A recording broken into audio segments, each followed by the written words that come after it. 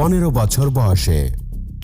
ওই বয়সেই Asia, Europe ও উত্তর আমেরিকা ভ্রমণের অনন্য এক অভিজ্ঞতা অর্জন করেন ডক্টর মোহাম্মদ ইউনূস।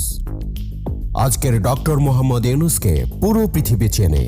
তিনি ক্ষুদ্র ঋণ ও সামাজিক ব্যবসা নিয়ে কাজ করেন। তার কথা শুনতে চায় পুরো পৃথিবীর মানুষ।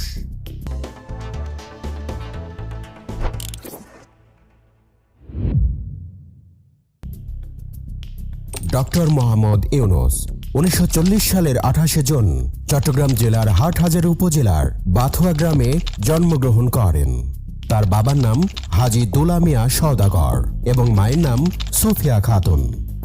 মোহাম্মদ ইউনূসের সহধর্মিণী ডক্টর আফরোজি ইউনূস। ব্যক্তিগত জীবনে মোহাম্মদ ইউনূস 2 কন্যার পিতা। মোহাম্মদ ইউনূসের ভাই মোহাম্মদ ইব্রাহিম ঢাকা বিশ্ববিদ্যালয়ের পদার্থবিজ্ঞান বিভাগের অধ্যাপক এবং ছোট ভাই